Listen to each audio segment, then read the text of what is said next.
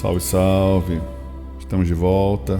Esse é o Encontro Racional de número 18 para falar sobre as experiências dos estudantes de cultura racional, para falar dos seus relatos, das suas provas e comprovações.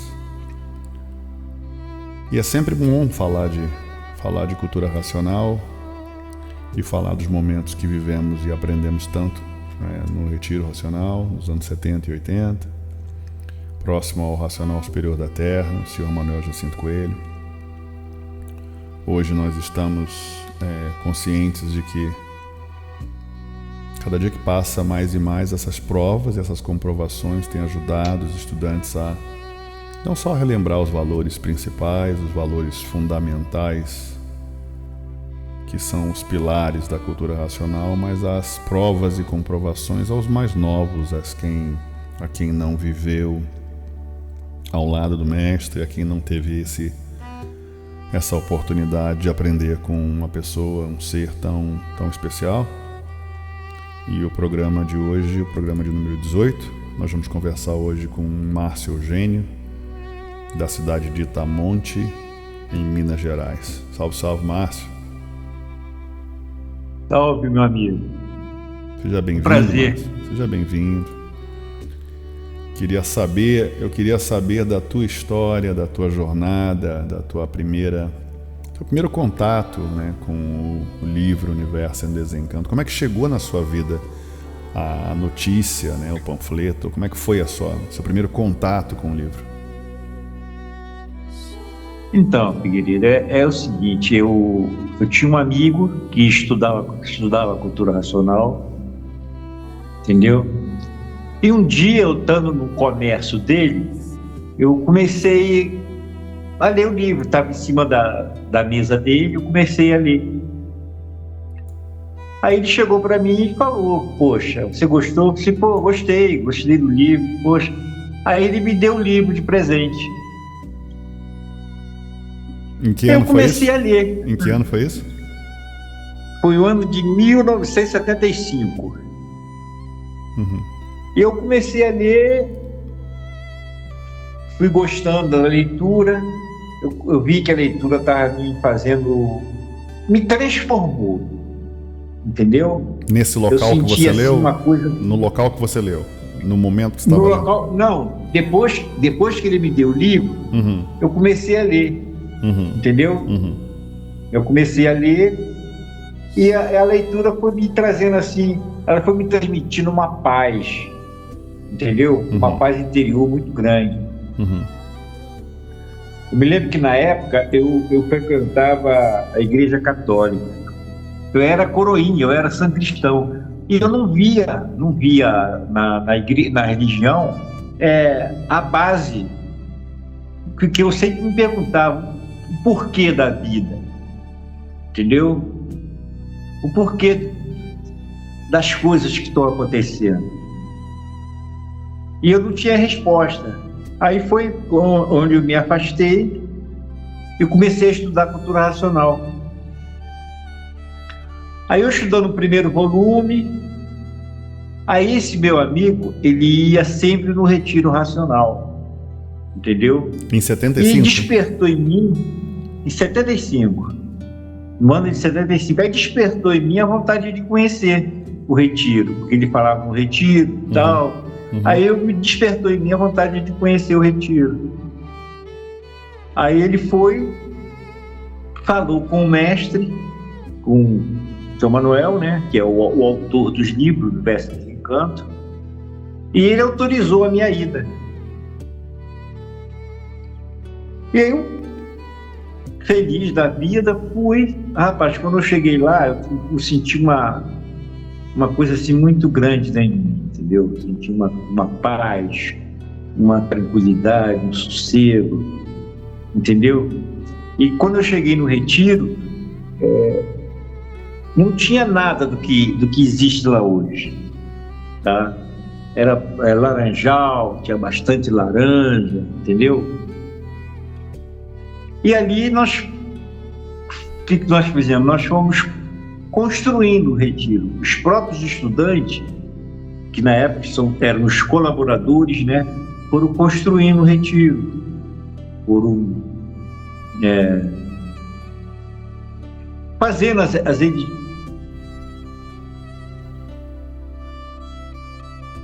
e isso todo domingo eu ia para o retiro, entendeu? Eu passei a minha desde os 18 anos até desde 1975 até na década de 90, todo final de semana eu estava no retiro. A gente para falar em data, entendeu? É muito importante a gente falar em data e passo a passo para entender algumas coisas para quem está ouvindo, por exemplo. A gente tem conversado com alguns estudantes diferentes, né, de cidades diferentes, de períodos diferentes, e alguns deles que saíram lá de Belford Roxo, né, ainda continuaram em Belford Roxo durante um tempo. Alguns tinham acesso, né, são alguns nomes dados, Sítio Racional, outros dizem Colina Racional, né? O nome Retiro Racional foi muito tempo depois, né? Então, quando a gente fala de a gente chamava de sítio. Sítio, e na época eu cheguei a frequentar, porque a divulgação era feita na Rádio Difusora de Caxias, na década de 75, 76. Então, o programa era feito por 21 mulheres, que eram as 21 conferencistas. Entendeu? E aí eu cheguei a frequentar lá também, eu ia para lá, ia em Belford Roxo. Belford Roxo eu não peguei, não, porque já foi final de 74, acho que o seu Manel já tinha ido para o retiro. Era isso que eu queria saber, era exatamente esse ponto. Sim, aí então, você falou, na época não era retiro racional, era o sítio. Sim. Entendeu? A gente ia para o sítio. Mas não eram todos que iam, né? A minha dúvida era justamente essa, porque o que eu tenho ouvido de alguns ficaram em Belford Roxo, né? E alguns poucos iam no início do sítio, né? Lá aos pouquinhos, né? Se encontrar com o mestre. E depois a coisa, quando começou a ficar num outro nível, né? As construções começaram a melhorar um pouco, aí começou a aumentar o fluxo, né? Então você foi em 75. O que tinha lá em 75 fora o Laranjal? Você lembra, assim, quando você chegou no primeiro dia? Só tinha a casa do seu Manuel, entendeu? E a construção dos Três Poderes estava no final da construção dos Três Poderes. Entendeu? E a partir dali nós fomos construindo a passarela, a mina d'água, que é a água que abastece lá o retiro, que é uma mina natural, entendeu? Foi construído o pórtico, que é na entrada do retiro racional, entendeu? E por aí foi. Você quando chegou em 75 tinha a construção dos Três Poderes, mas não estava acabado ainda. Não tinha terminado ainda, não. E o casarão na entrada já existia ou não?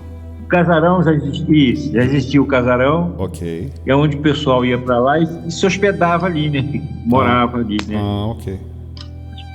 E a cantina velha também tinha em 75 ou não? Tinha a cantina velha. Já tinha a cantina velha. Ok. Entendeu?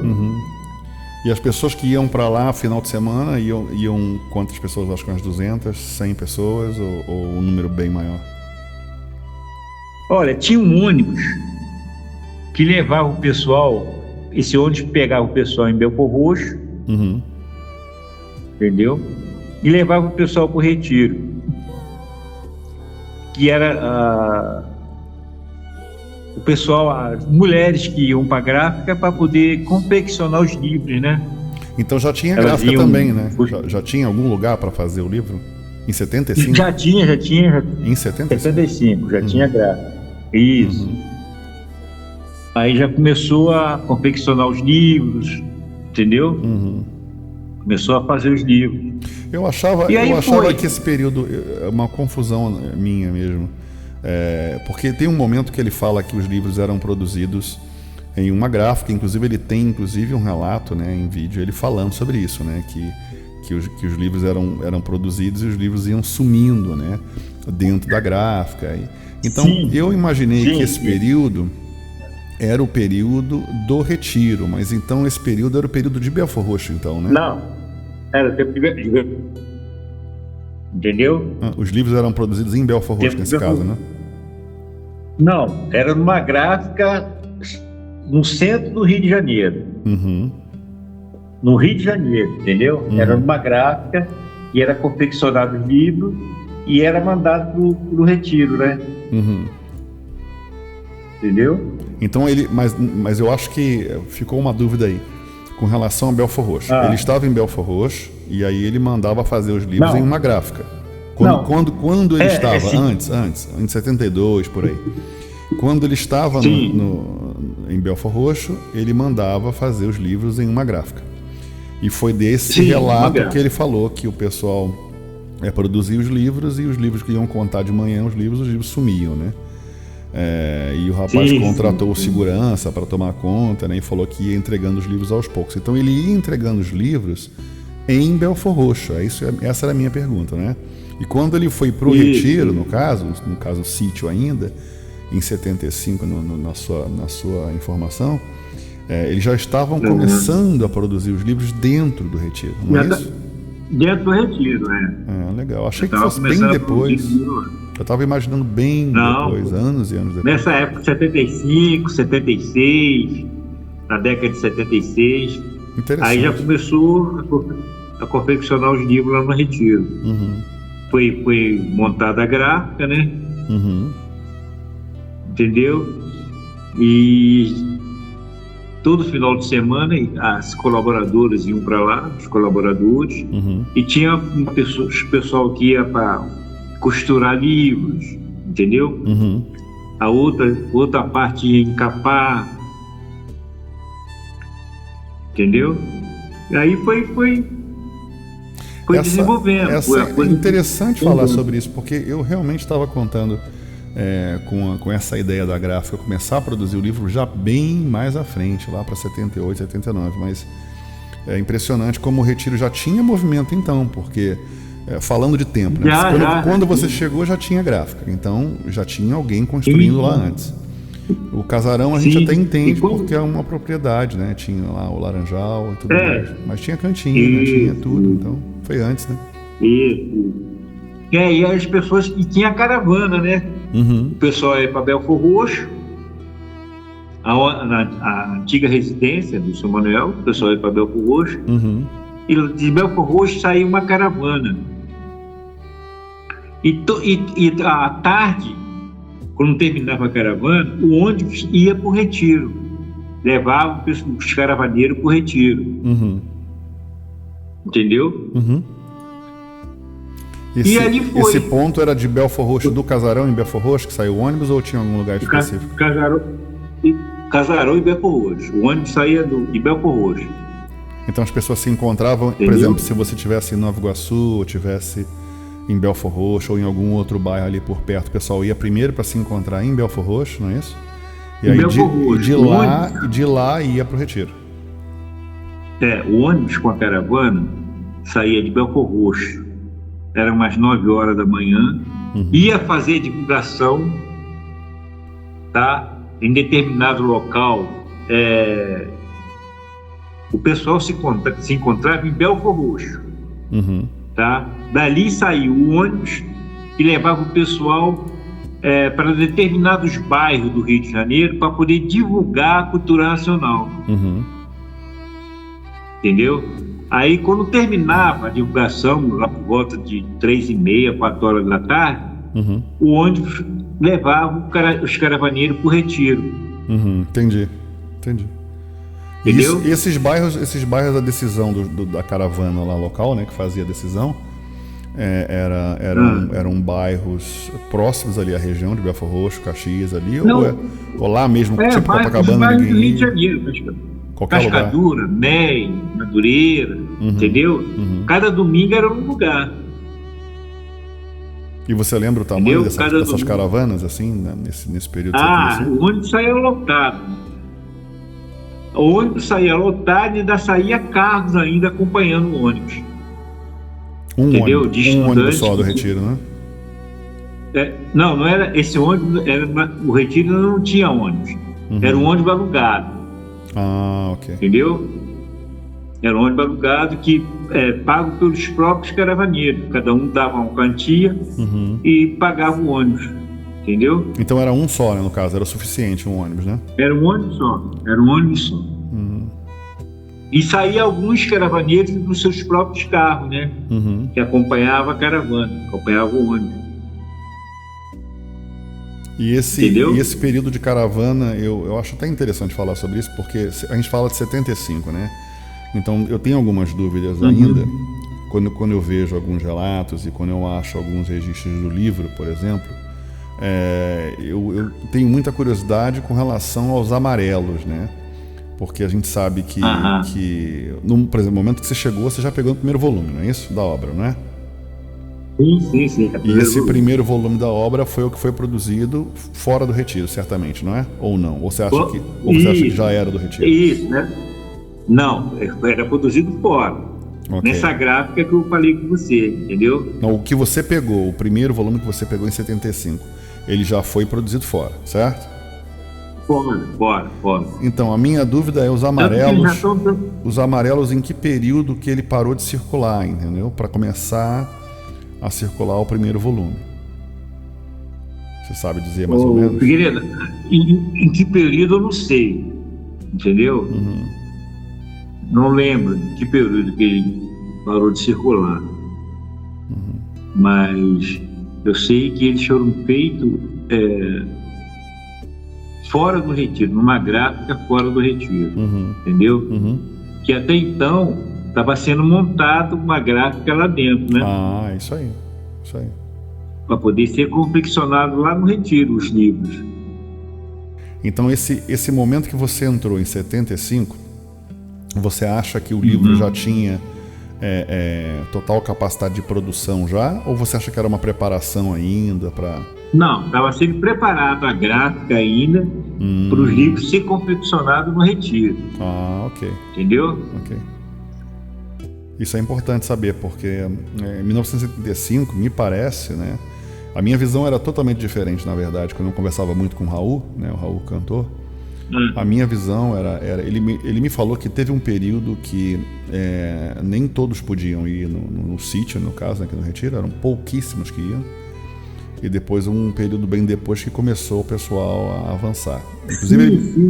Inclusive quando ele me mostrou os desfiles, né, eu tenho as fotos aqui, né, dos desfiles que ele participou na época, né?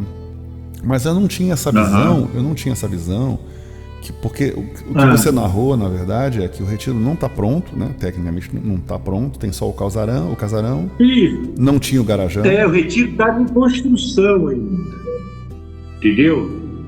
Tinha o garajão ou não tinha? Não tinha, né? Não, O garajão tinha ou não tinha? Não tinha nada. As edificações foram ao longo de 1975, 76, 77. Aí começou a chegar pessoas de fora, pessoas que vinham de Goiânia, de Mato Grosso, para residir no Retiro. Entendi. Entendeu? Então a gráfica veio primeiro do que o monumento, não é isso? O pavilhão. Sim. O monumento já foi na faixa em 82, por aí. Porque em 85 foi comemorado o Jubileu de Ouro da Cultura Arrasanal. Sim, 50 anos. Então, em 82. Eu sei que o pavilhão terminou em 84, mais ou menos. Pô, interessante saber isso. Eu estava lá, mas eu não lembro desses detalhes. Né? Em 85 foi comemorado o Jubileu de Ouro. pavilhão já estava pronto, já Sim. estava construído. Sim, tá. Foi inaugurado no Jubileu de Ouro. Então, em 75, eu estou tentando visualizar o processo. Eu acho que quem está ouvindo também está tentando visualizar. Então, tem o casarão, que é a entrada do retiro, né? Tem a casa dele lá em cima, que seria a varanda, mas não é ainda a varanda montada, não é? A única construção que tinha era a casa de São Manuel. Ok. Quando eu cheguei lá, os três poderes estavam no final da construção. Ok, 75. Né? 75. E a cantina. E a cantina. E a gráfica, no caso, né? Alguma coisinha pequena. A gráfica estava sendo construída. A gráfica. Mas você falou que término, né? Você não falou que tinha algumas mulheres também dobrando algum livro, ou preparando alguma coisa para montar o livro, né? Ou não? E depois que a gráfica ficou concluída, okay. Aí ela... Okay. Entendeu? Aí as pessoas, as mulheres, iam para lá costurar livro, dobrar livro, entendeu? E como é que foi para você essa primeira... Para mim é muito importante entender essas primeiras relações, os primeiros contatos. Então você narrou que o primeiro contato com o livro foi muito fácil, né? Que não é comum para todo mundo, sim, né? Pra mim, não é todo mundo que acha fácil, foi... às vezes tem um impacto muito grande, né? Para mim foi tranquilo, entendeu? Para mim foi uma coisa assim, bem tranquila. De início eu já me identifiquei com um estudo, está entendendo? Eu comecei a me aprofundar, tá? E fui gostando, tá? Fui gostando, fui me aprofundando. Tanto que quando eu estava no segundo volume, no terceiro volume, eu já comecei a frequentar o retiro. E era fácil assim, porque uma outra coisa que eu ouvi, isso é importante entender. Você dizia, comecei a frequentar. Precisava de uma autorização para ir, né? A gente já sabe disso. Sim, né? Sim. E na primeira vez que você foi, você já conseguiu ficar, não é isso? Ou como é que foi essa experiência? Isso. Na primeira vez que eu fui, entendeu? No domingo próximo já voltei, aí continuei todo domingo indo para lá. Como na época eu não tinha carro, então eu ia para Belford Roxo e pegava carona. Todos os estudantes que colaboravam no retiro, eles passavam em Belford Roxo para ver se tinha gente para eles dar carona, né? Pô, que legal. Cara. Então eu ia para Belford Roxo, e lá em Belford Roxo eu tinha carona que levava a gente para o retiro. Outros tempos, né? Outros tempos. Sim. Onde as pessoas se preocupavam com outros estudantes, né? E se preocupavam em levar as pessoas para o retiro, né? Muito. Eu acho tão maravilhoso essa visão que a gente tem hoje, né? Essa análise de rever as coisas, né? Como não só a vida era diferente, né? Eu acho que a relação com o nosso mestre ao nosso lado era diferente.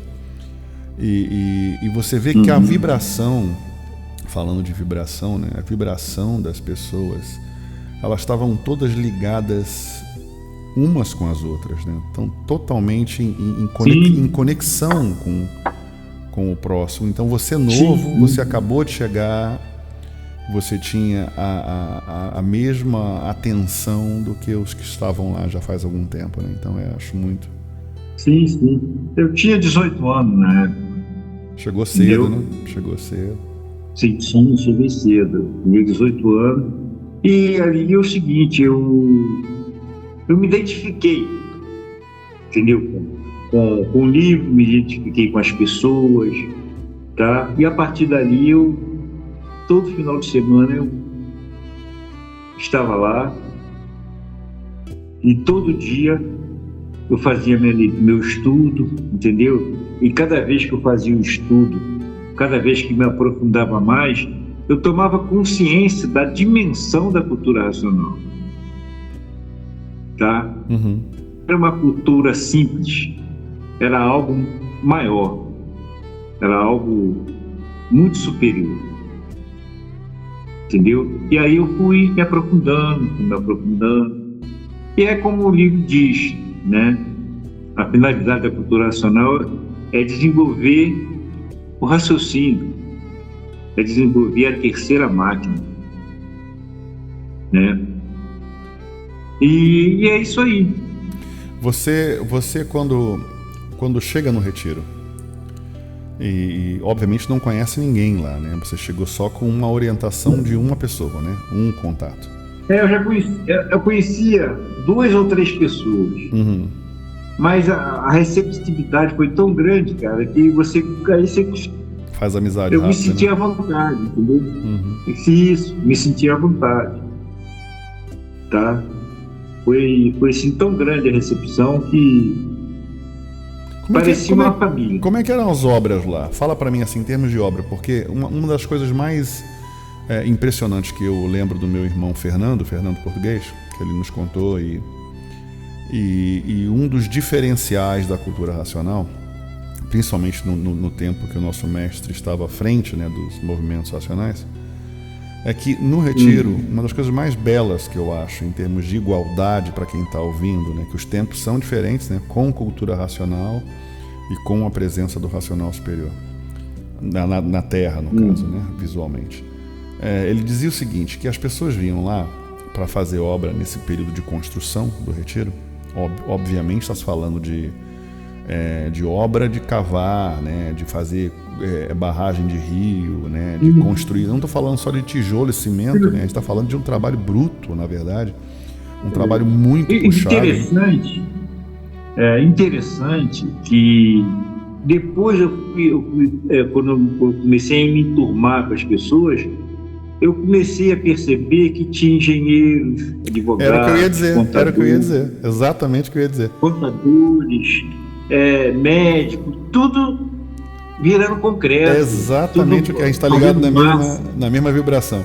Eu ia dizer justamente isso. Que, fazendo massa. Que a conversa era... Pode falar. E aí isso me surpreendeu. Entendeu? Aí eu falei, nossa, isso aqui é uma família mesmo, né? Uma coisa assim, né? Perguntar, não, eu sou médico. Poxa, não, médico virando massa. Eu acho até mais do que família, porque a gente está falando de valores, né? Falando de valores, por exemplo, essa conversa com o Fernando, ele explicou pra gente que as pessoas vinham lá, às vezes até bem arrumadas, né? Não todos, mas alguns bem arrumados. Sim. E aí tiravam essa roupa para poder ir para a obra. E a obra era um short sujo de barro, né, e cimento e uma camiseta às vezes furada, alguma coisa suja para poder fazer a obra, né? E ele disse que em um certo momento chegou uma autoridade, um juiz, um desembargador, alguma coisa grande assim, eu não lembro.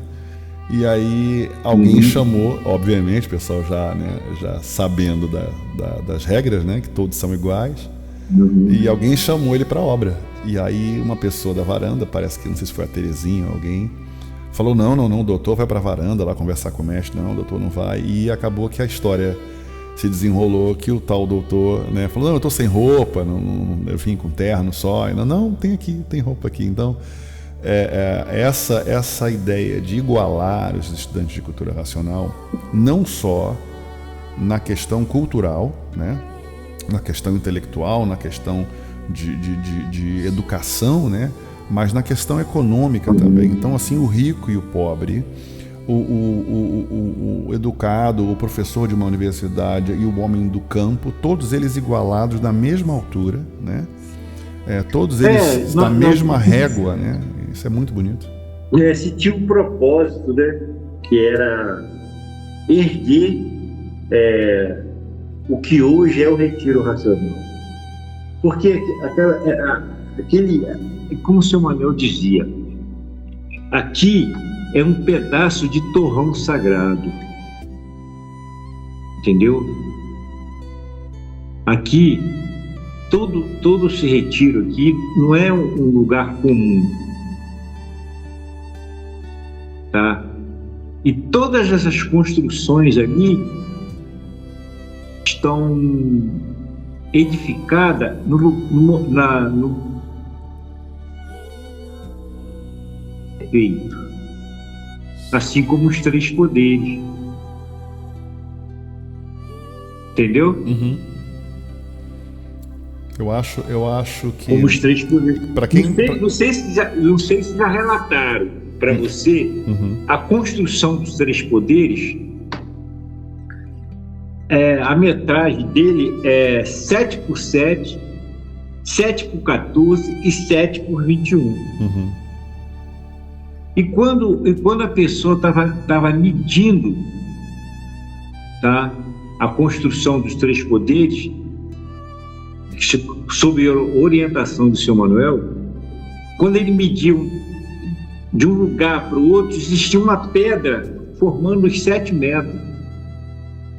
Do 7 ao 14, tinha outra pedra fincada lá, formando os 14 metros. E do 14 ao 21, tinha uma outra pedra lá, marcando os 21 metros. Ou seja, muitas pessoas não sabem disso. A própria natureza do local já tinha... A própria natureza já estava determinado a edificação, aonde teria que ser feito. Eu acho, para quem está ouvindo, deixa eu tentar explicar para quem está ouvindo, para quem não conhece, né? A cultura racional, ela tem alguns símbolos, né? Como uma referência. Então, é uma referência visual, que a gente chama de um marco simbólico da fase racional, e representa muito mais do que uma sala vazia ou como uma construção simples. Ele tem toda uma estrutura na sua construção, por exemplo, como as flechas fincadas no solo, né? A fase racional é fincada na terra, e em sua construção eu fiz algumas comparações com algumas construções antigas lá da Índia, né, falando da glândula pineal. Eu tenho no canal um programa que eu falei sobre isso e mostrando as fotos. Então o número 3, né, esse 3 era muito comum, principalmente alguns símbolos espirituais e energéticos. Então, quando você olha hoje para os três poderes e você entende, né, na linguagem mais simples da cultura racional, né, o astral inferior, né, 7x7, o astral superior, 14x7, né, e o mundo racional, 21x7. Sim. E é tão mais do que só um símbolo visual, é tão mais do que só uma construção. E o que eu acho interessante nesse processo é como você narrou, a própria natureza do local, né? Toda a estrutura do local já estava preparada para receber a construção de uma cidade. Uma cidade belíssima, uma cidade construída por alguém além da nossa capacidade de compreensão. E como você falou, esse ambiente de família, né, que ele nos proporcionou, onde todos são iguais, eu acho também fundamental para a pessoa que está ouvindo. Em que religião, né, ou em que seita, ou em que caminho que um homem extremamente rico estaria virando cimento, laje, cavando buraco, né, para fazer barragem de rio, ao lado de um homem extremamente pobre? Em que religião, em que seita ou doutrina ou caminho espiritual que ambos, né, o rico e o pobre, o culto e o supostamente, né, homem do campo, o homem sem a cultura da civilização moderna, estariam lado a lado igualados? Porque a questão não é trabalhar lado a lado, mas igualar e ver todos na mesma régua, na mesma medida, como um ser humano. Sim. É muito incrível essa conexão que vocês viveram, né? Essas conexões que vocês... porque eu acho também, até falando de um assunto histórico, né? A história do Francisco de Assis, quando ele construiu a igreja dele, né, por construção da mão dele, conta a história, inclusive está no filme dele, para quem não viu, né, Irmão Sol, Irmã Lua, que ele tem uma relação de amor com as pedras que ele escolhe para construir aquela igreja. Então, quando você tem uma relação de sentimento, uma relação de amor com as coisas que você faz, obviamente, né? Isso é uma questão lógica, que não vai ser igual uma coisa feita sem nenhuma relação de amor ou de carinho, né? Você faz de qualquer jeito. Então, o retiro foi construído sobre dois aspectos, né? O que eu estou querendo dizer aqui. Ele foi construído com amor a ele, ao mestre, né? Por tudo aquilo que ele representa, e o amor dos irmãos, né? Nessa nova Jerusalém, na construção de uma cidade, para que os estudantes pudessem se encontrar, né? Confraternizar a vinda do Consolador, né? Então, no conceito histórico, no conceito bíblico, eu estava aqui falando com o irmão nosso agora há pouco tempo, falando sobre isso também. As comprovações históricas, né? Falando de religião, lá no ano 33, quando tudo isso começou, falando da vinda do Consolador e das menções da Nova Jerusalém e daqueles que andariam de branco, né? Quantas menções tem na tradução tão incorreta da Bíblia moderna, daqueles que usariam o branco, da importância do branco e da vinda do Cordeiro, né? Da visão do trono, da visão da montanha. Então, tudo isso no conceito histórico religioso se concretiza nessa tua definição de construção, né, e de amor, né, nessa Nova Jerusalém, né? Então, não querendo entrar no aspecto religioso, mas não tem como não entrar, né?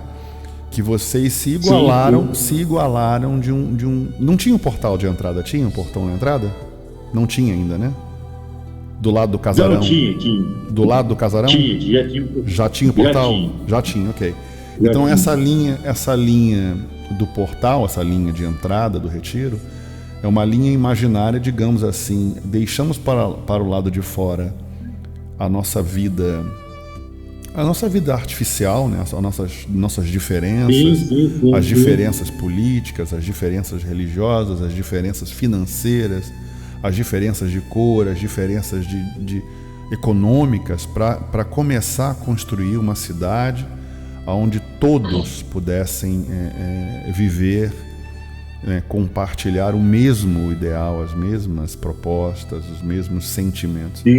É muito bonito isso, muito bonito. Então conta pra gente aí, voltando para a tua história. Você começou a residir no retiro nesse período, ou você só ia final de semana? Não, só ia. Eu era colaborador. Na época eu trabalhava, né? Então, aí mais para frente, lá no ano de 77, 78, existia os plantões, tá? Onde os estudantes davam plantão no retiro. O que é um plantão? A gente ficava à noite vigiando o retiro, era uma área de mata, entendeu? A gente dava plantão no retiro.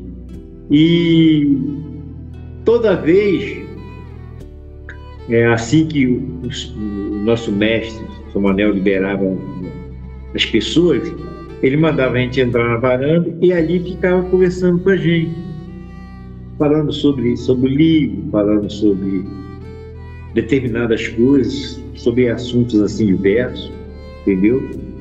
Aí, e ali a gente ficava conversando com a gente, batendo papo. Aí quando era assim, meia-noite, ele se despedia da gente e falava: minha gente, vamos descansar. Aí ele se recolhia. Ele se recolhia e ali a gente ficava. Cada um, a gente fazia um quarto de hora e ficava. Uns ficavam batendo papo sobre o livro, sobre cultura nacional, outros iam descansar, iam dormir. Entendeu? Você lembra de alguns nomes da época do plantão? Da tua experiência com o plantão? Lembro. Seu pai, Figueiredo, lembro do Paulo Guanabara, o Wagner Ribeiro, Paulo Jardim, Soares.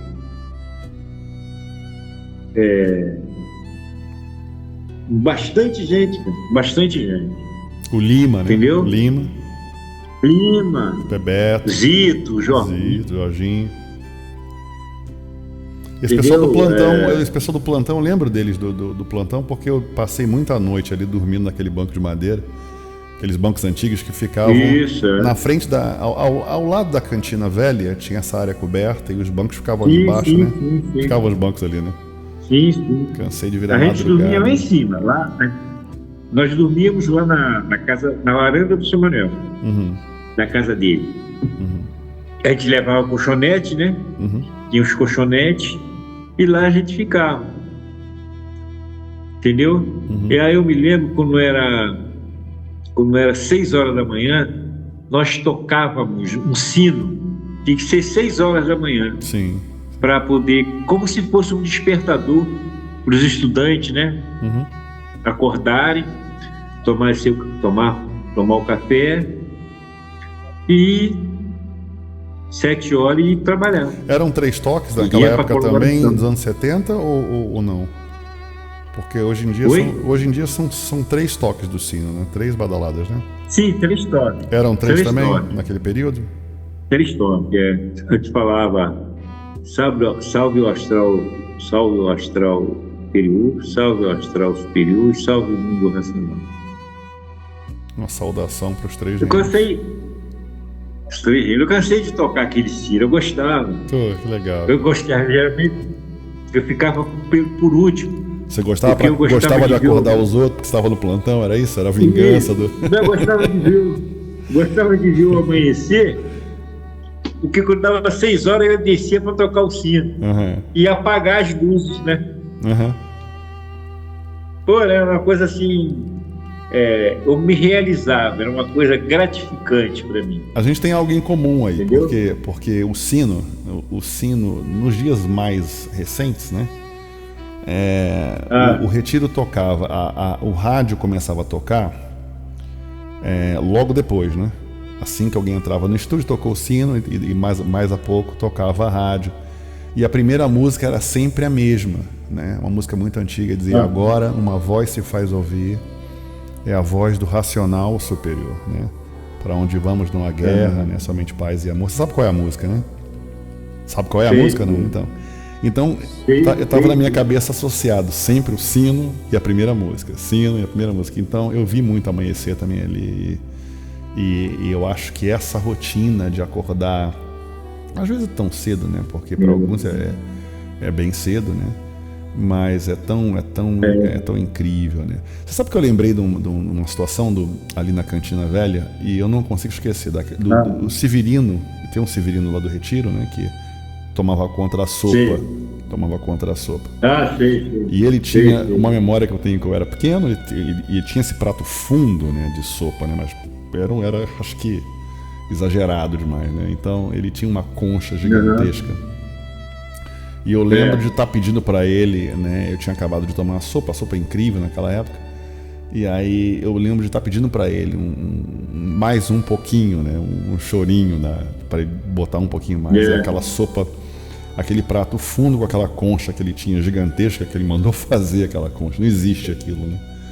E aí ele enchia o prato. Então eu lembro da sopa aí no casarão, nas noites ali do retiro. Eu acho que o clima ajuda, né? O local ajuda. Tudo ali parece perfeito, né? Nos anos 70, 80, né? E tinha uma coisa também, eu vou falar para você aqui, que quando foi construído os 3 poderes, o pavilhão, o que hoje nós chamamos de Centro Científico de Cultura Racional, tinha que ser inaugurado no Jubileu de Ouro. Então a obra estava um pouco assim atrasada. Uhum. Então a gente fazia plantão. Quando chegava às 5 horas assim, aí seu Manuel pedia: não, vai até mais tarde. Aí a gente ia até 10 horas da noite, para poder acelerar o término da construção. E ele servia, ele mandava fazer um caldo, cara, que, olha, eu vou falar um negócio para você, era uma coisa revitalizante. Você tomava aquilo, eu tomei isso na minha vida. era interessante, cara. Você tomava aquilo, que não era uma sopa, era um... Eu não sei definir o que era. Entendeu? Eu acho que ninguém sabe até hoje qual é o segredo. Sim, era algo divino, né? Aquilo te revitalizava, aquilo te... Nossa! Eu lembro muito do angu lá. Era muito comum, né? O angu com carne, né? Que a gente chamava de angu com bofe, eu acho, alguma coisa assim. Sim. Esse era muito comum, todo santo final de semana, aquele angu com carne, né? Engraçado que eu não tenho lembrança do feijão tanto não, sabe? Eu acho que até teve, na verdade, mas o angu acho que era rotina. O angu era rotina, né? O angu era rotina, o angu todo dia de ter. Exato. Entendeu? E era maravilhoso, meu Deus do céu. Eu tô aqui longe e eu tô sentindo vontade de fazer. Muito gostoso. Mas falando de construção e falando de ambiente, a gente está falando de uma coisa tão magnífica, né? Tão incrível. As pessoas não entendem, né? E talvez daqui a algumas décadas ainda não vão entender o quão incrível é quando o ser humano ele se despe da vaidade, que a gente está falando de entrar no retiro e deixar o mundo para fora, né? Nesse período. Se despedir da tua vida, da tua personalidade, né? Inclusive até falando de espiritualidade, para quem também está ouvindo e entende do assunto, o espírita, umbandista, né? Até esse campo energético que define um pouco a nossa personalidade também fica para fora, né? E quando você entra essa verdadeira personalidade sua, que talvez quem está ouvindo aí, eu digo sua, quem está ouvindo, né? Que você talvez não conheça, né? Como é você sem esse campo ao seu redor, né? Que altera e que manipula e que muda a tua personalidade. Então, quando você entra num ambiente desse, e obviamente um ambiente de trabalho pesado, né? Essas pedras gigantescas, né? Que até eu lembro, o assunto era o Xangô que quebrava as pedras, né? Alguém especializado em quebrar pedra, né? Isso aí, agora você tocou numa coisa interessante. Todas as pedras das construções do retiro foram tudo tirado dali. Tinha um senhor, tá, que ele quebrava as pedras. Rapaz, era uma coisa interessante, ele deixava as pedras certinhas. Todas aquelas construções ali do retiro foi tudo feito de pedra. A base da construção é toda ela de pedra. Incrível, né? Em épocas modernas, alguém quebrando uma pedra, para quem não está entendendo, como diz o ditado, reza a lenda, né? Reza a lenda que são pedras do vulcão, né? Pedras vulcânicas. E não está se falando de uma pedra pequenininha, não. Está se falando de pedras que do lado de fora, né? Chegava o quê? A 1 metro, 2 metros. Ainda tem pedras assim nas montanhas lá em cima, né? Lá para cima. Pedras muito grandes. Então essa pessoa ia quebrando essas pedras, não com ferramentas modernas não é com britadeira, é na marreta, uma pedra vulcânica gigantesca. E o que talhadeira. E o que ele narrou aqui agora, ele narrou. Eu cansei de carregar aquelas pedras no carrinho de mão, né? Carrinho de mão, a gente jogava no caminhão para transportar cá para baixo. A gente ia lá pro morro, uma subida que tinha, jogava no caminhão, transportava para deixar perto das construções, onde estavam sendo construídas as casas, entendeu?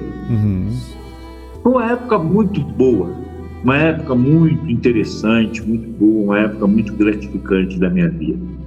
Eu tenho boas passagens. É verdade.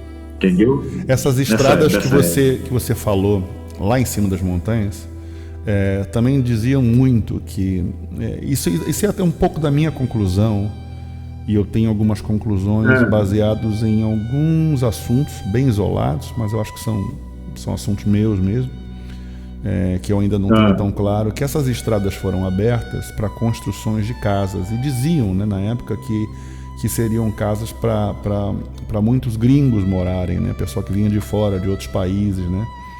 É um assunto que eu ouvi na época. E essas estradas foram abertas lá em cima e nenhuma casa foi construída, né? Ficou sempre tudo ali muito por perto do retiro. A expansão não foi tão longa, né? Mas olhando, né, no final da construção, até onde foi, né? Até, você falou de 75, no momento que você chegou. Então, eu estou falando assim, no final de 89, por aí, já estava tudo já estagnado, né? As casas dos residentes já existiam, né? Os galpões também. Mas em 88. Por aí, né? 88. Por aí. Eu tinha terminado, já estava tudo pronto, né? Uhum. Eu não sei porque eu tenho uma sensação, mesmo porque eu queria compartilhar com quem está ouvindo, algo que eu vi há muitos anos atrás. Eu tive uma visão há muitos anos atrás, mas eu deixo assim, não como uma certeza, não. Eu não estou aqui querendo dizer as coisas que são e como serão, mas uma visão de um retiro, onde uma parte do retiro, atrás do monumento, entre o hotel e o monumento, em direção à clínica dentária que tinha ali, no pessoal do dentista e a escolinha lá em cima e a gráfica à direita, mas era muito cheio, eram outras construções dali para cima, sabe? E a sensação que eu tenho é que as coisas andaram e atingiram as suas metas, óbvio, né? O ápice da cultura racional em termos de data e movimento e quantidade de estudantes foi em 1985, sem dúvida, no jubileu, né? Presente que a gente recebeu. Eu não sei se você lembra bem do 30 de dezembro desse ano, foi muito impactante porque tinha muitos habitantes no céu e muita gente olhando. Tem filme aí, tem fita de vídeo que a gente vê isso até com má qualidade, que o Jornal Racional gravou na época, né? Muita gente olhando para cima. Disso eu lembro muito bem. Então o jubileu, ele foi uma data, não só pelos 50 anos, mas uma data de comprovação para muita gente. Mas ao mesmo tempo eu tenho... Pode falar. Eu contei 50 ônibus. Em 85. Todos os estados do 85, todos os estados do Brasil. Fora carro, né? Fora carro. Fora os carros. Você acha que deu o quê? Deu 12 mil ali dentro? Ou mais de 12 mil? Chegou a uns 10, 12 mil? Por aí. Eu estava falando com a Mirão e com a Cecília num programa já há um bom tempo atrás. Eu estava falando sobre esse evento, né? Então, em termos... Se a gente falar em termos de cultura racional, que as pessoas não têm muita visão, na verdade, da Eco 92, olhar o desfile de Copacabana e olhar Rio+20, por exemplo, elas não têm noção que essa quantidade de pessoas, né, era o que estava dentro do retiro. Em termos de espaço, né, falando de espaço, é uma coisa que é inviável. Outra prova interessante, que é aquele local escolhido pelo Racional Superior para ser a casa, não só de forma simbólica, né, na Terra, né, como uma representação do mundo racional, simbolicamente os três poderes, representando os três poderes, mas ao mesmo tempo provando que ali a energia era diferente. Porque a quantidade de um evento, qualquer evento, hoje, no Rio de Janeiro, ou em São Paulo, ou em Minas, com 12 mil pessoas, sem segurança, sem monitoramento, sem polícia, e todos vivendo em total harmonia. Total harmonia. Total harmonia. Isso aí é verdade. Então, não tinha nada de bagunça, de discussão, desavença. Todo mundo em harmonia, entendeu? Um respeito absurdo, né? Um respeito absurdo. Entre homens e mulheres, por sinal. Entre homens e mulheres também. Né? Sim. Era uma harmonia total. A gente está falando de 1985, né? Falando de datas assim, para ser bem específico. 1985, em um período onde o carnaval, por exemplo, na televisão, né, já era algo, o Rio de Janeiro, falando de termos de baile de carnaval do Rio de Janeiro, e programas de televisão, né, que o cinema nacional brasileiro era muito puxado para algumas coisas bem mais pesadas com relação à nudez, né, e tudo mais. E o retiro preservava uns valores espirituais tão grandes nos anos 80 que em 1985 até 1991, a gente sabe disso, a tradição dos valores são bem respeitosos. As mulheres de um canto, né? Pelo menos nos anos 80 eu lembro disso, né? Almoçavam em um lado, os homens do outro. A piscina era um momento dos homens, um das mulheres. Todos vestidos de calça, né? Não tinha nem short de sunga de banho, não. Calça e camisa. Não. Um respeito assim entre os estudantes absurdo.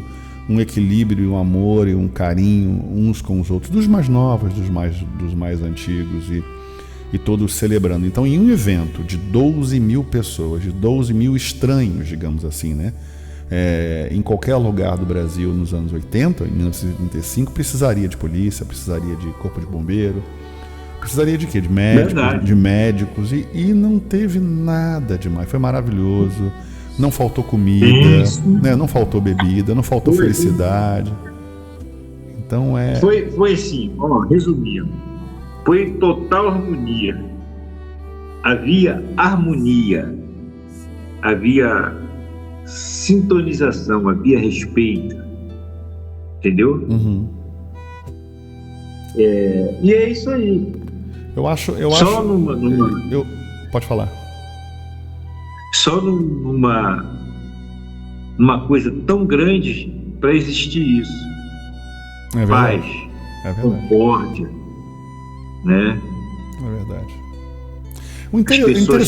Interessante que você fala de equilíbrio, né? E veja bem, vamos fazer uma análise assim diferente, né? O estudo da cultura racional é o que proporciona o equilíbrio através da energia racional.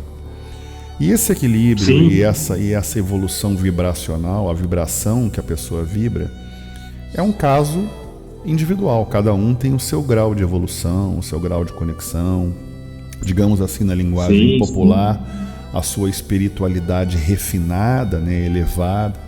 Mas o retiro, naquela época, com a regência do Racional Superior da Terra, ele deixava o estudante extremamente novato, que é o teu caso. Você chegou lá com um livro, né?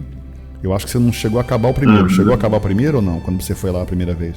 A primeira vez? Não, cheguei lá, estava ali no terceiro volume. Terceiro volume, ok. O que é bom também que a gente sabe de datas que em 75 já tinham 3 volumes pelo menos, né? Sendo produzidos. Então, você vê, você chegou lá sem conhecimento, sem experiência. E não é o livro, veja bem, o que eu estou querendo dizer é que não é o livro em si que trouxe o equilíbrio para essas 12 mil pessoas, dos mais novos, como você, por exemplo, 75, né, aos mais antigos. Ela equaliza todos esses 12 mil, porque certamente desses 12 mil tinha alguém que era a primeira vez. Eu conheci alguns casos de algumas pessoas que conheceram o retiro em 85 no jubileu. Ou seja, não há melhor data, né, para conhecer a cultura racional no maior evento racional jamais feito, né? Então, em termos de espiritualidade, a gente está falando de espiritualidade, todos ali eram regulados em termos de energia, né?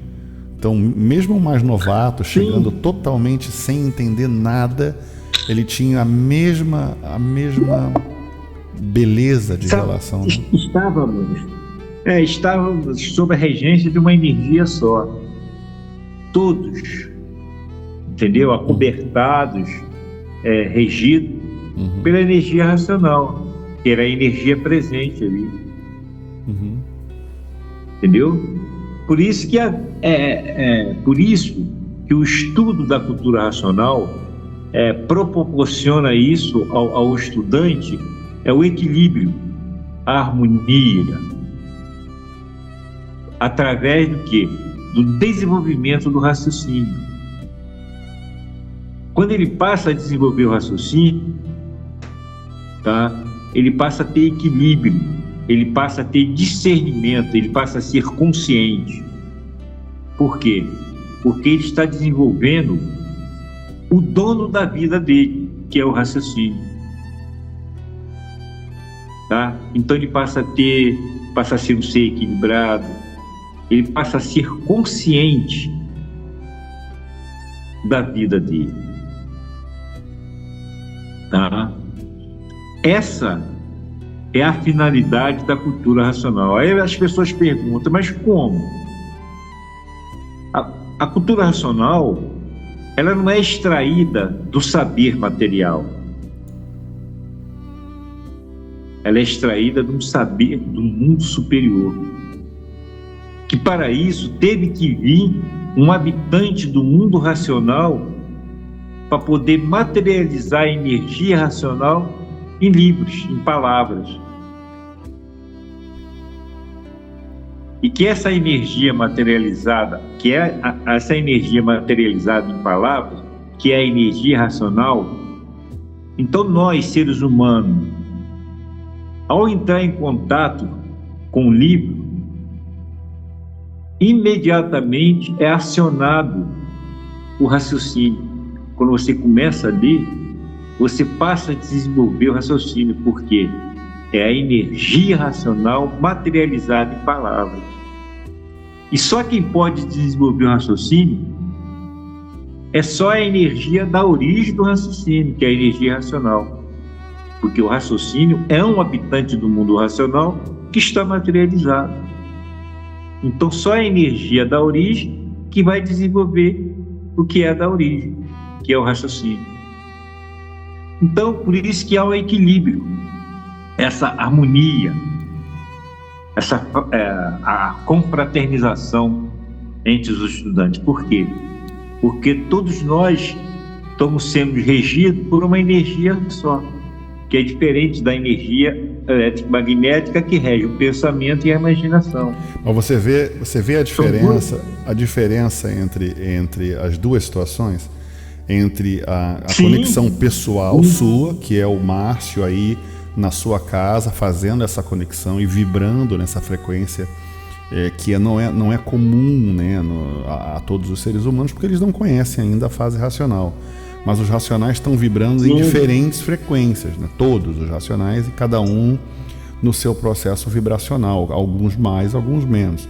Mas dentro daquele período, ao lado do nosso mestre, até assunto da próxima pergunta para você, ao lado do nosso mestre, era ele que regia essa frequência. Então, não quer dizer que hoje ele não faça isso, mas que o ambiente para receber 12, digamos que a gente está chutando, a gente nem sabe o número exato, né? Você falou aí de 50 ônibus, né? 50, né? Sim. Fora carros. Né? Fora os todos. Eu lembro que desfile nos Três Poderes ao lado, isso tem em vídeo também, dá para comprovar isso. A abertura do programa em tempo, se eu não me engano, gravado para produzir conteúdo com o Milost, se eu não me engano, que a doutora Jo fazia, e por sinal muito bem com relação à televisão, né, e à divulgação. A capa, a abertura desse programa era o lado direito dos Três Poderes, toda a grama tomada de pessoas subindo, e o lado esquerdo o pessoal descendo, mas era tanta gente que não se via a grama. Era algo assim, e essas pessoas, elas não tinham conflitos em filas, as filas eram absurdamente grandes. Eu não conheço um local no Brasil, em qualquer período, que uma fila de almoço, principalmente na hora do almoço, né, Márcio? Uma fila de almoço, a pessoa esperar ali, eu não faço ideia de tempo, porque não dá para definir tempo, mas você vê 1.000, 2.000 pessoas na sua frente e você tranquilo.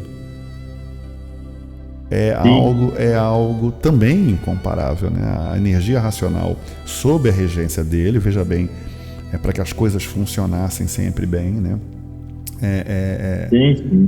Inclusive com bebidas alcoólicas, né? Tinha quem bebesse cerveja, bebesse vinho, e a bebida nunca passou em extremos, né? Pelo menos a lembrança que eu tenho de todos os amigos do meu velho pai, né, que você conheceu, do Bebeto, como você mencionou, do Zito, do Porfírio, né, de todos os outros que cercavam, o Jorginho. Eu não lembro, Álvaro, né? Eu não lembro de nada em nenhum momento, em todos os anos que eu vi, nada que passasse daquela régua do normal, entendeu? Uma lembrança que eu tenho muito legal do Bebeto, junto com até meu tio, chegou uma vez no retiro, depois de muitos anos, e o Bebeto, meu pai já cansado, já eu lembro disso como se fosse hoje. O Bebeto tocando violão era acho que 1 da manhã, entendeu? No hotel, ali embaixo do hotel. Tocando violão com os amigos ao redor. E aí meu pai falou: Bebeto, eu vou descansar. Vou descansar porque não dá, né? Aí ele subiu. E eu lembro disso. Aí a gente desceu algo 6h30, 7 da manhã, tá o Bebeto no mesmo lugar, tocando violão para algumas pessoas ao redor. Então, a energia das pessoas não era normal, entende? A força, como você mencionou, né? Mesmo falando de construção, por exemplo, e das grandes construções que a humanidade já viu, já presenciou, a construção do monumento, do centro científico, é algo anormal, não é uma construção comum. Não, foi um tempo recorde. Aquilo ali foi em tempo recorde. Sim. Tá? Foi construído por pessoas amadoras. Exatamente. Pessoas que não entendiam de construção. E uma construção complexa. Tá? Não é só alto. Qual é a altura você sabe qual é a altura dali, do total do meio, do centro? Não sei. Deve ser uns 15 metros. Eu tô por aí. chutando, eu sou muito ruim de medida para chutar, mas eu acho que é 15 metros de altura. E outra, não é uma construção simples, porque não se trata de paredes comuns, né? É vidro por todos os lados. Sim. É vidro em cima, na frente, a forma de uma nave, né? E há uma razão para se construir uma nave, né?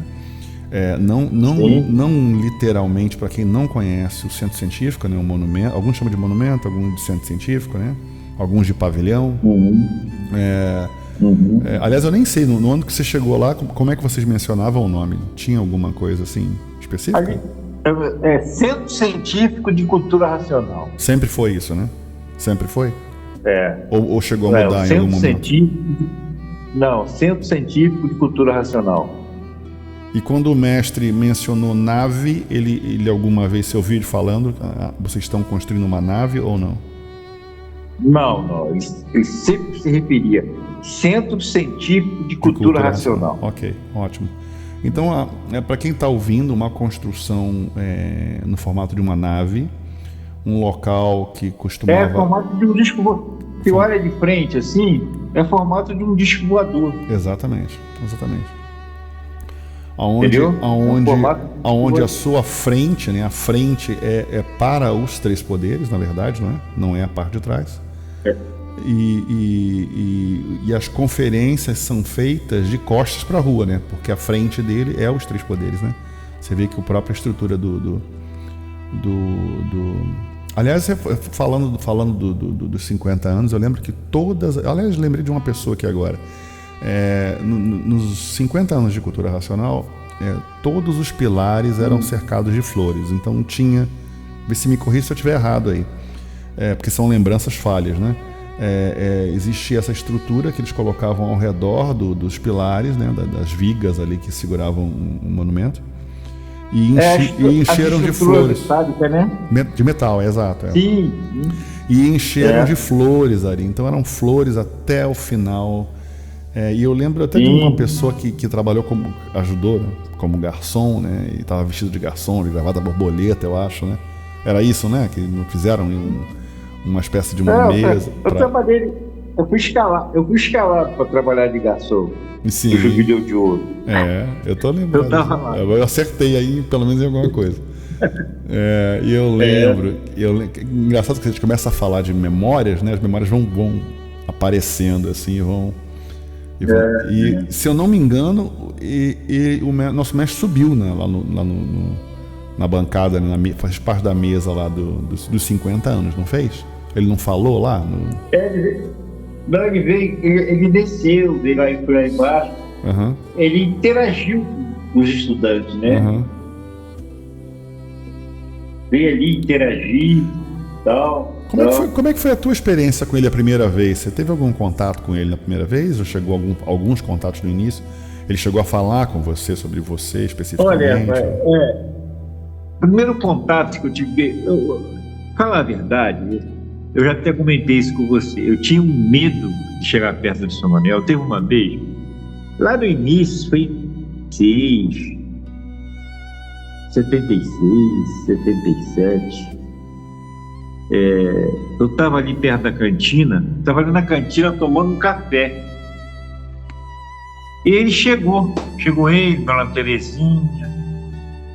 Rapaz, eu tremia tanto, fiquei tremendo tanto, que eu falei, caramba, sabe aquela coisa assim? Mas eu vou dizer, não, eu não entendo por que está acontecendo isso. Inexplicável, né?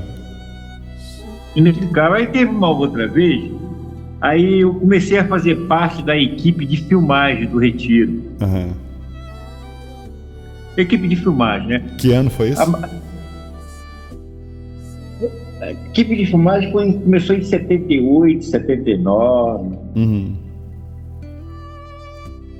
Por aí. Aí teve uma vez que tinha um evento lá em Bom Jardim, depois de Friburgo, depois de Nova Friburgo. Aí o seu Manuel pediu para me ligar. Quem pode ir? O Márcio. O Márcio pode ir. Ele ligou lá para casa. Aí, era umas 6 horas da manhã, o Retiro ligou lá para casa. Aí, o pai Manuel mandou chamar você, porque só tem você para fazer a filmagem. Tal. Eu falei, você pode ir? Eu falei, posso. Tá bom, aí fui. Rapaz, foi interessante, cara. Aí quando chegou lá em cima, e chegou para mim, filho, a gente só estava esperando você para a gente poder sair para filmar, para a festa. Era uma exposição agropecuária que estava tendo. Rapaz, eu senti uma sensação assim é como se ele tivesse se igualado a mim. É como se ele tivesse se posto no mesmo nível que eu. Eu senti uma alegria, uma paz tão grande, que até hoje eu sinto isso, entendeu? Aquela simplicidade, aquela humildade que ele se colocava, te deixava e te confortava. Era uma coisa assim divina, uma coisa assim, não tem comparação. Você vê que coisa incrível, porque o líder da cultura racional, o único líder da cultura racional, ele se coloca numa posição de humildade tão imensa, né? Não precisava ser, né, Márcio? Não precisava ser. Não, poxa, eu me senti tão bem, cara. Parecia que eu estava conversando com todo respeito. Parecia que eu estava conversando com um colega meu. Parecia que eu estava conversando com você, assim. Entendeu? De tanta humildade, tanta simplicidade. É verdade. E eu acho que é um superior. Exatamente. Pode falar. Só um ser superior que age assim. Exatamente. Né? Eu concordo 100% com você, Márcio, porque na verdade uma das coisas que eu aprendi. Resumindo, um sábio, né? O sábio, ele é sábio, entendeu? A sabedoria dele é tanto que ele age com a humildade, com a simplicidade. Eu acho. E é isso. Eu acho que uma das provas, Márcio, que ele realmente é além e muito além do que a gente imagina que seja, que em nenhum caso um líder na altura dele teria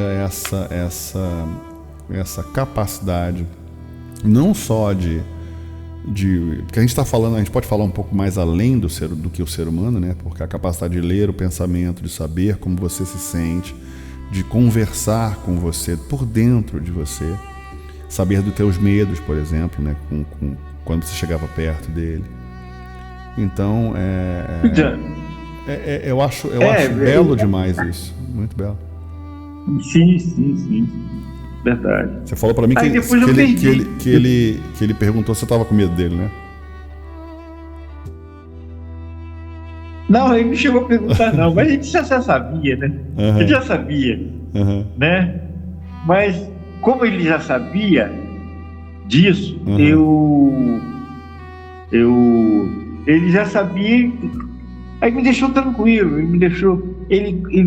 foi uma situação que é inexplicável, cara. Uhum. É só você sentindo para poder, entendeu? Mas foi uma coisa assim muito bonita, uma coisa assim muito boa que eu passei. Eles são maravilhosos. Eu acho que os seres superiores, quando a gente fala se tem algo que faz a gente se sentir bem, eu não sei se você concorda comigo, mas a simplicidade encanta, né? Ela cativa, ela atrai. Sim. Principalmente quando são seres superiores. As minhas experiências, né, com seres superiores, elas são eu tive duas experiências, uma aspas, né, negativa. Ela não é negativa de maneira nenhuma, mas é só uma lição, que os valores materiais são absolutamente descartáveis em qualquer canal de comunicação com o ser superior. Então, quando você aborda assuntos materiais, a gente se sente mal em abordar o assunto, porque nunca é o assunto principal, né? A gente sempre traz as coisas mais fúteis, né, para a área dos pensamentos, das conversas. Mas os seres superiores são exatamente o oposto. Eles são extremamente humildes. A gente pode falar também do Chico, né, do velho Chico. São extremamente humildes, uma humildade assim que cativa, que inspira, sem precisar ser, né? E ele nos traz uma grande lição, né? Se ele, que é o verdadeiro dono, o verdadeiro líder, né? Se ele nos trata dessa forma, então o que é que nós, estudantes de cultura racional, deveríamos fazer, né? Eu não digo nem líder. Ele é um habitante do mundo racional. Não, sim, mas eu quis dizer no sentido de que é ele que está na ponta, entendeu? Ele é o dono da casa ali, ele é o líder, ele é o mestre da comunidade. Então, falando em liderança, falando em termos materiais, né? Ele é o chefe, ele é o dono, não é isso? E ele se coloca numa posição de igualdade. Então, é o que eu estou querendo dizer. Se ele, sendo o maior desta comunidade, né, ele nos educa à igualdade, não só no trabalho que a gente falou, na colaboração racional, não só nas formas de abordar o ser humano, no diálogo, na compreensão dos teus medos, na conversa dos teus valores, falar das coisas que você gosta. Então, eu acho que essa lição ela é muito mais valiosa vindo dele do que vindo de qualquer outro estudante ou do próprio livro, porque isso inspira, eu acho que inspira mais. É isso que eu quis dizer, Márcio. Quando você olha para ele, você fala, bom, se ele, que é o dono, né, ele que é o mestre, ele que está à frente de tudo, me trata com igualdade, então qual é o meu comportamento como racional com os meus irmãos ao redor? Então é interessante falar isso, porque o argumento em termos atuais, né, e um dos motivos da gente falar no encontro racional nas tuas histórias, né, das tuas vivências, das tuas experiências, é também comparar em que direção estamos indo, né? Nós precisamos de uma bússola para apontar o nosso norte. Nós precisamos de um mapa para apontar onde nós estamos, para nos situar de onde viemos, para onde vamos.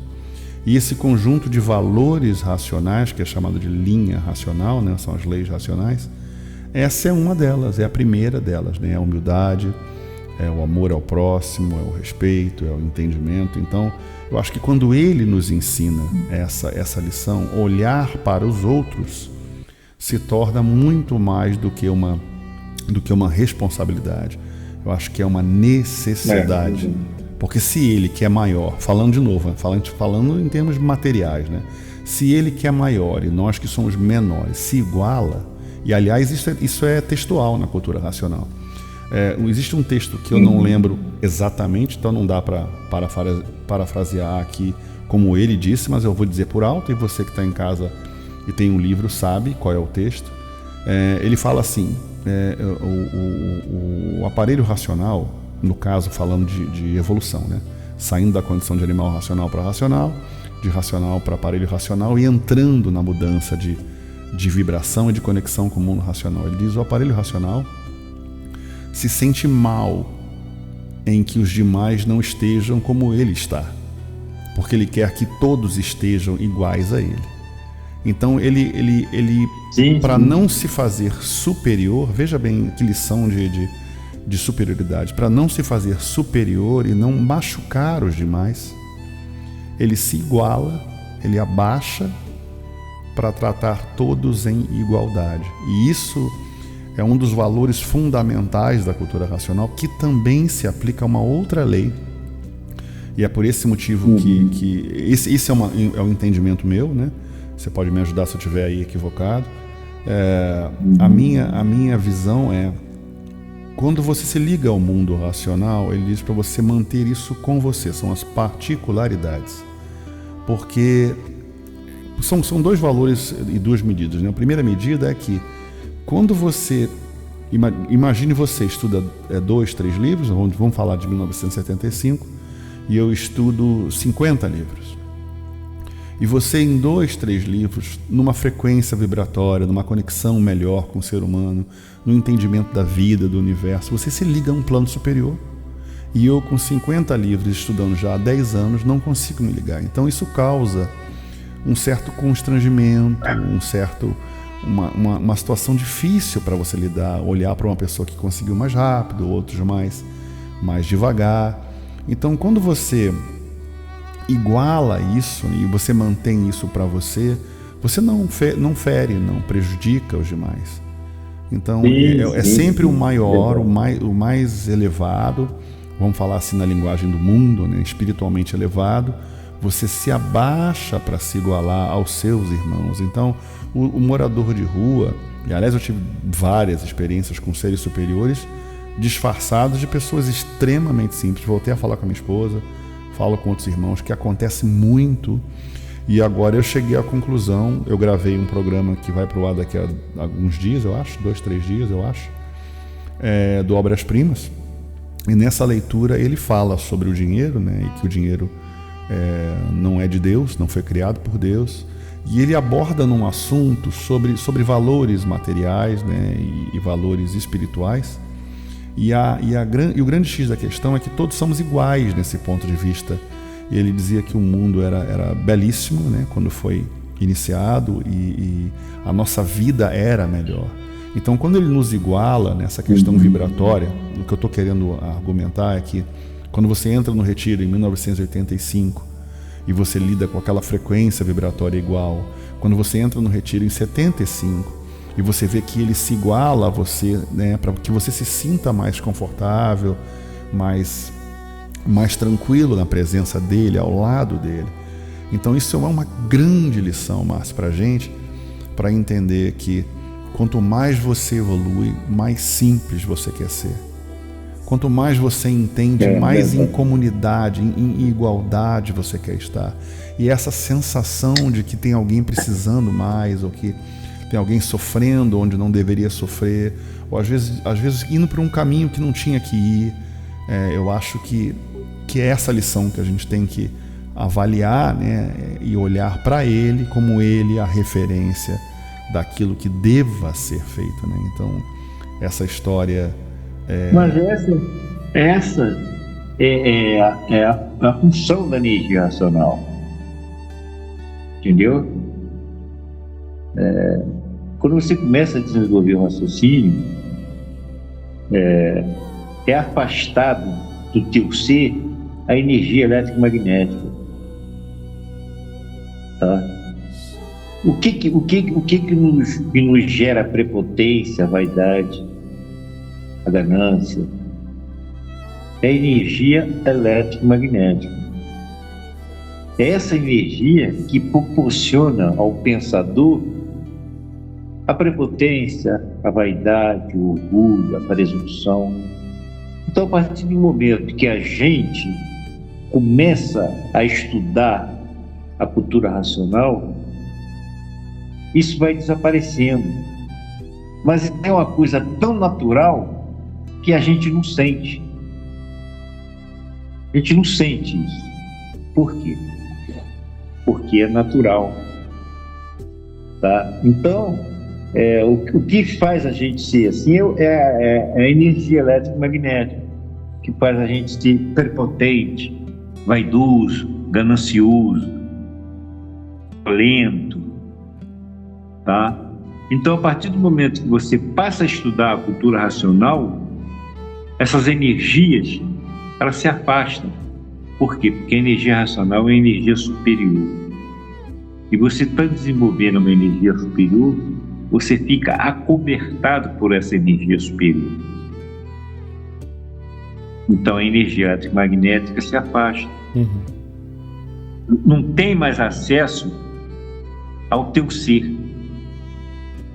Por quê? Você está ligado numa outra energia, que é a energia racional. E você percebe que são dois momentos? É que com ele, por exemplo, as suas experiências com ele, você sente... Porque, olha, tem tanto relato de pessoas que chegam ao lado dele, que mudam.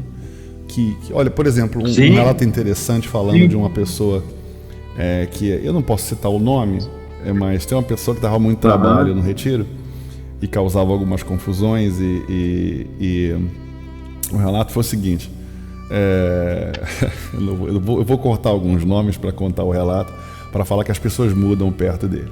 Uma pessoa estava dando trabalho no retiro, causando uma briga, parece que passou um pouquinho do limite do que tinha que fazer, né, nos anos 80, já no final dos anos 80, e aí mandou 2 plantonistas lá embaixo buscar a pessoa. E a pessoa totalmente assim, com raiva, brigando e tudo mais. Aí a mensagem chegou: olha, o mestre está querendo conversar, você pediu para você subir. E a pessoa foi chutando lata, né? E à medida que ele ia subindo na rampa, ele ia acalmando, de acordo com os relatos, né? Ele ia acalmando. E quanto mais próximo ele ia chegando, ele ia murchando. E quando ele começou a passar na porta da varanda, ele já estava chorando. E quando ele entrou na varanda para falar com o mestre, já estava em prantos, já era uma outra pessoa. Então, eu vejo que essas experiências, às vezes únicas, né, num caso bem específico, eu sei quem é. Sabe quem é, né? Sabe, que bom. A gente não falou em nome, mas sabe quem é. Eu acho interessante isso, porque a pessoa que narrou, que eu também não vou citar, eu posso falar depois em off, né, para respeitar as pessoas da internet, deram um chicote para ele, entendeu? Aí ele falando comigo depois, né? O que eu vou fazer com o chicote? Não vou fazer nada, né? E ele botou o chicote no ombro, porque não tinha onde colocar o chicote, né? E desceu para conversar na boa, entendeu? Então eu acho engraçado isso, porque a gente está falando, e para quem está ouvindo não está entendendo nada. Isso aí, o mestre? Não, o plantonista que levou o chicote. Mas não queria nem levar, levou porque levou, entendeu? Deram para ele levar. Então é para você entender o seguinte: a gente está falando de uma coisa que não é fácil de falar. A gente está falando do plano energético, né? Então não está falando do plano material. O ser humano nesse momento, você me ajuda, Márcio, se eu estiver errado, o ser humano nesse momento, ele é neutralizado. A gente está falando da origem disso, né? Da origem desse conflito, da origem desta situação específica, dessa atuação. Falando em termos de espiritualidade, né? Que se usa, que até em termos de espiritualidade se usa a palavra possessão, né? Na cultura racional a gente usa muito atuação, né, de atuado, mas essa ação energética é o que mudava o comportamento dessa pessoa. E ao lidar com uma força maior, né, essa força maior, ela resolve de uma outra forma energética. Então ele subiu com muita raiva, com muita força, essa energia foi sumindo, né? E quanto mais ele subia para se aproximar dessa rampinha, para ter que lidar com o mestre, né, mais ele mudava. Então, quando a gente fala da tua entrada no retiro, logo no início, e falando das pessoas e do ambiente, das diferenças que são igualadas, né, do homem mais rico ao homem mais pobre, trocando mesmo a bermuda de cimento e barro, né, e saindo dali. Quantas horas de trabalho eram, Márcio, naquela época de colaboração racional? 10 horas de trabalho, talvez mais? 9 horas, 10 horas de trabalho. Então essa energia que está junto da pessoa vai embora, né? Então eu acho tão... Sim. Né? Você presenciou muito isso, né, Márcio? Quais são as suas... Sim. Olha, muita coisa. Muitas coisas. O que você lembra? O que você lembra assim de marcante com a tua experiência com o mestre, assim que você viu, que foi algo que você guarda até hoje na tua cabeça, um momento que são muitos momentos sérios, né? Sim, foram momentos assim de...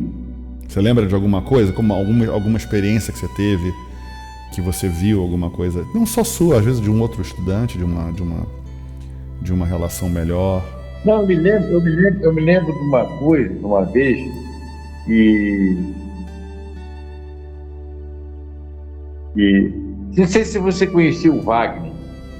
O Wagner, ele era responsável por comprar todo o material elétrico lá do retiro, para botar luz no retiro. Uhum. Porque na época era um gerador, não tinha energia elétrica. A energia lá do retiro era gerada por um gerador. Então o seu Manuel estava colocando energia lá, então deu essa responsabilidade a ele, para ele comprar todo o material elétrico, poste, contratar a empresa para poder fazer as instalações.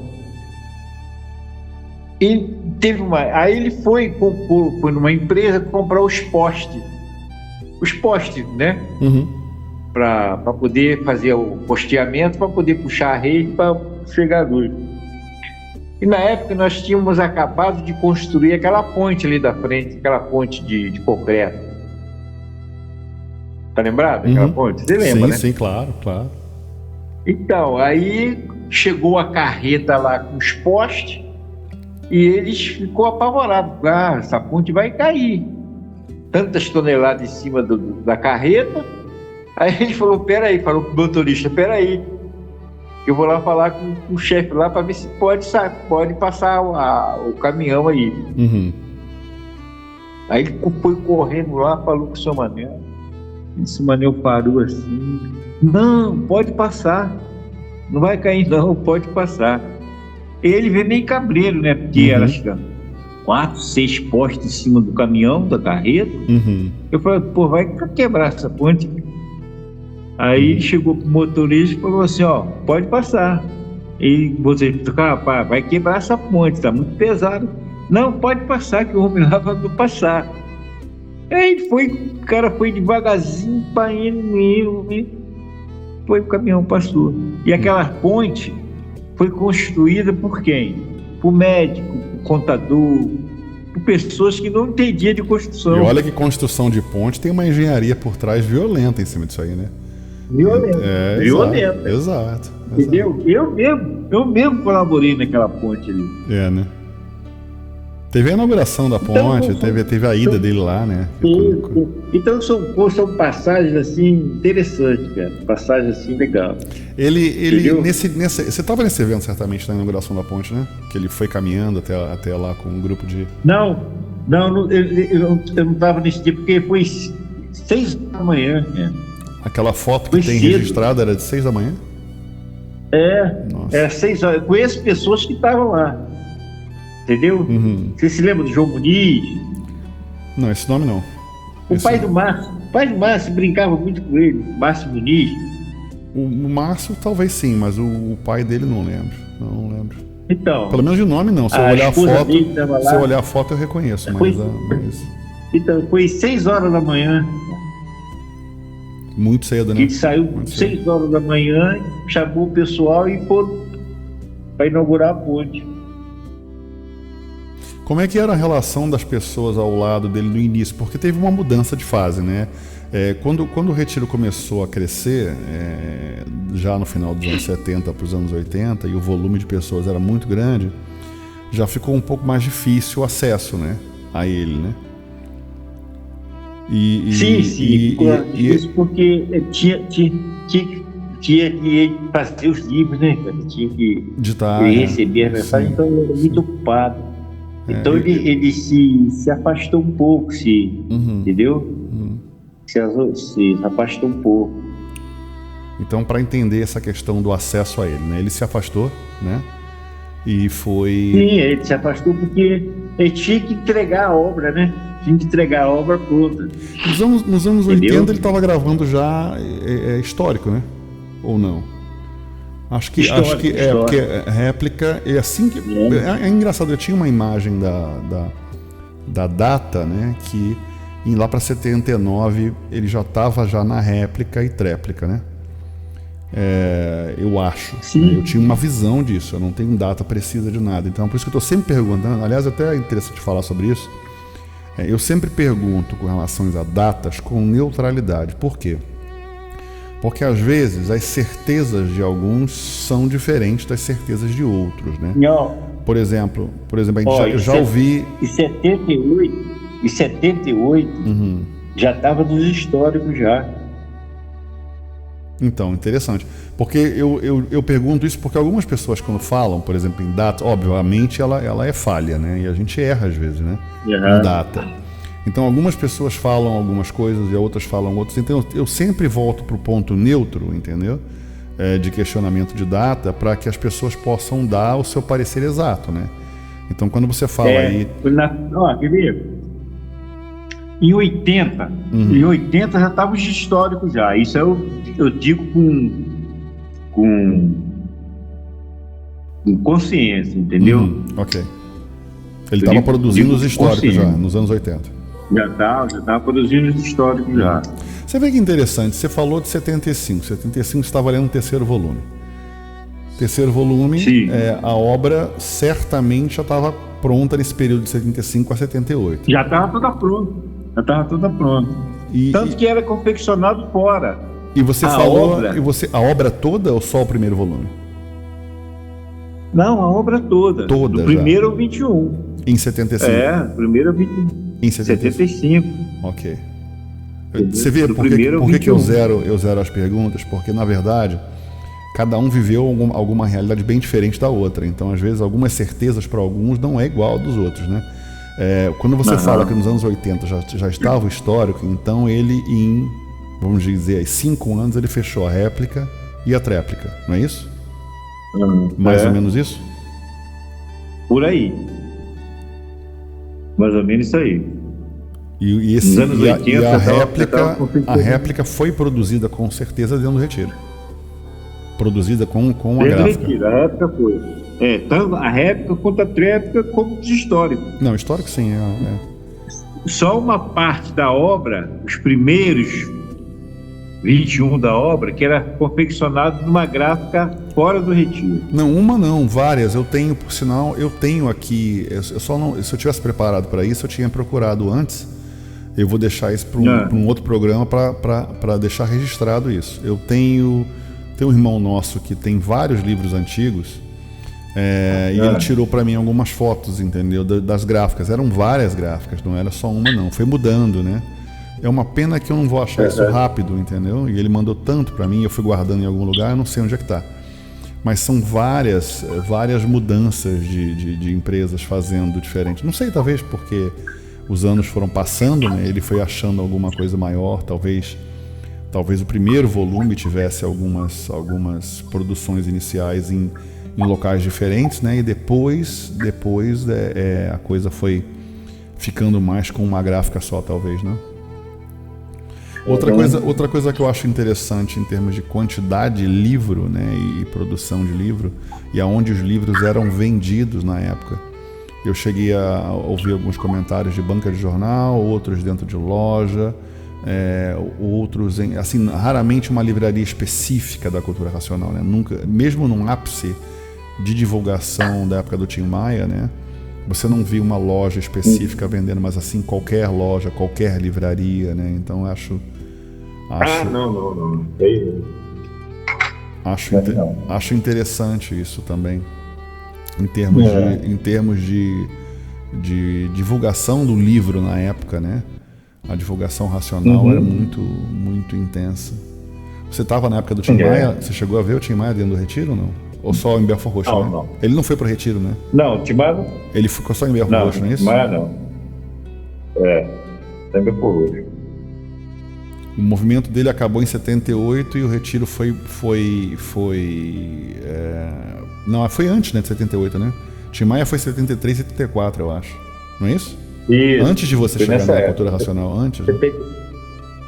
72. Era muito divulgada a cultura racional no teu tempo, quando você começou, em termos de televisão? Era em termos de televisão.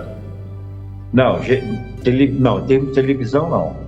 Em termos de propaganda de porta em porta, né? Não, a minha pergunta foi com relação ao Tim Maia, na verdade. Porque o Roberto Kelly tinha programa de televisão nos anos 80. O teatro fazia muita divulgação com a Lei de Francisco, né? Com o Procopio Ferreira.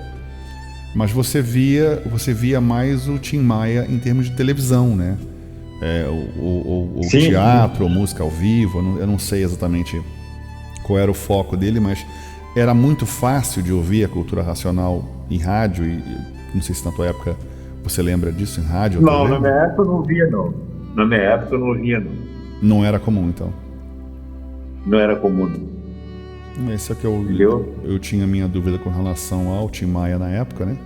Porque ele é uma figura muito vista, né? Muito visível. Sim. E eu imaginei dois momentos, na verdade. Quando a gente fala dos anos 1985, no boom da cultura racional, e quando a gente fala do Tim Maia, que também foi um grande movimento de divulgação, aquele evento que teve em Belford Roxo, que ele fez um vídeo, né? Ele fez a filmagem com a Rede Globo, né? Sobre a música dele. Eu vejo que a propaganda dele nos anos 70, como as pessoas às vezes falam que a cultura racional foi divulgada, né, em grande crescimento por causa dele, a gente vê que tem uma lacuna aí de quase, você falou 75, você não tinha visto ele, então de pelo menos 10 anos sem a ação. Tim Maia na época de 70, 71, 72, por aí. Então, mais até, então 13 anos de espaço para provar que a cultura racional cresceu muito, né, sem a divulgação de TV e rádio, né, dele. O João Roberto Kelly começou o programa dele, eu não sei a data exata, mas acho que nos anos 80, né, eu não lembro. O Rio da Samba. Eu tenho 2 vídeos dele aqui no meu computador. Um vídeo que ele recebeu uma visita do Jornal Racional, que você participou, né? Você participou do Jornal Racional, né? Ou não? Ou só filmagem mesmo? Fazia uma filmagem com ele. Não, você chegou a fazer filmagem no Retiro para o Jornal Racional ou só fazia filmagem? Não, eu fazia filmagem mesmo pro jornal. Pro Jornal Racional. Em 70... Eu fazia mais externa. Externa. Era feito fora, eventos, entendeu? Chegava no Retiro, as fitas eram editadas, né? Fazia edição para passar no Jornal Nacional. Eu fazia mais externa, filmagem externa. Porque a minha comparação, na verdade, era se ele realmente, foi 72, 73, né, que divulgou tanto a cultura racional em termos de televisão, mas de 73, digamos assim, ou falando da tua data específica, 75, até 85, em 10 anos, não apareceu em termos de divulgação de forma nenhuma, a cultura racional cresceu, centenas de vezes em comparação a Belford Roxo, né? A quantidade, ao volume de pessoas e nenhuma relação com o crescimento da cultura racional e o Tim Maia, né? Então tem muita gente que associa, né, a cultura racional e o Tim Maia com uma ligação muito...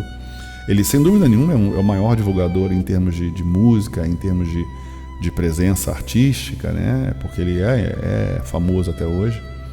Inclusive eu tive uma experiência do lado de cá, a minha primeira prova, na verdade, né? Quando eu viajei para a Suécia pela primeira vez, e eu trouxe 30 livros na mala que eu separei lá do Retiro e vim para a mala, vim com a mala do Retiro, né?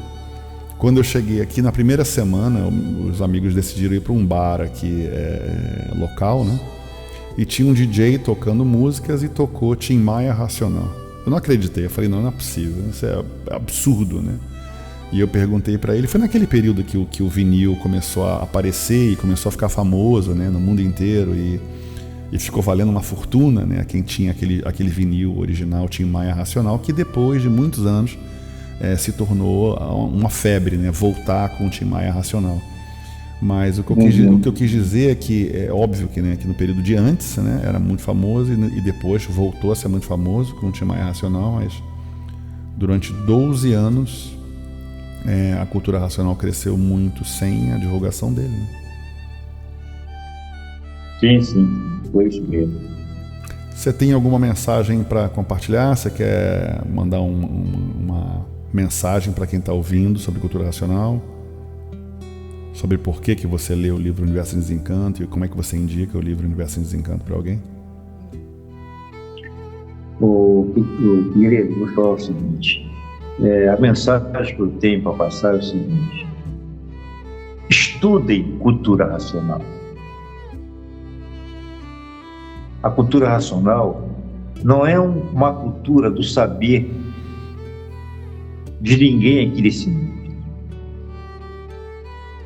A cultura racional é uma cultura extracósmica, é uma cultura vinda do mundo superior que veio socorrer a humanidade.